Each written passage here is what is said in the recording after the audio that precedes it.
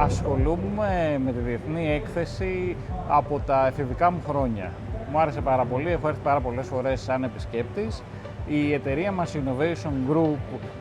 λίγος πολύ έχει πάρει το όνομά της από την έκθεση του 2006, η οποία ήταν αφιερωμένη στην καινοτομία, που μάλιστα υπάρχει και το άγαλμα στην είσοδο κτλ. Το 2006 λοιπόν, όντας 18 χρονών και επισκέφτηκα την αντίστοιχη έκθεση Θεσσαλονίκης,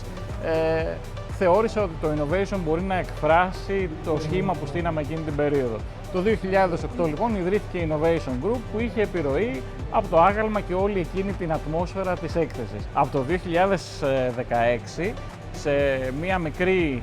αίθουσα του Νικόλαος Γερμανός, ξεκινήσαμε να παρουσιάζουμε τις υπηρεσίες μας, φωνάζοντας συνεργάτες, και αυτό σιγά σιγά γιγαντώθηκε και φτάσαμε φέτος σε μια αρκετά φιλόδοξη έκθεση που έχει πάει και πάρα πολύ καλά και λόγω της συμμετοχής της Γερμανίας, να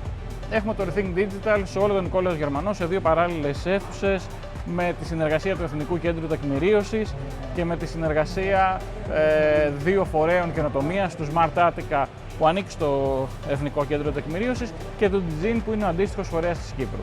Είμαστε εκθέτες τα τελευταία χρόνια, είτε κατεβαίνοντας ως Innovation Group, είτε με άλλα σχήματα με τις εταιρείες με τις οποίες συνεργαζόμαστε,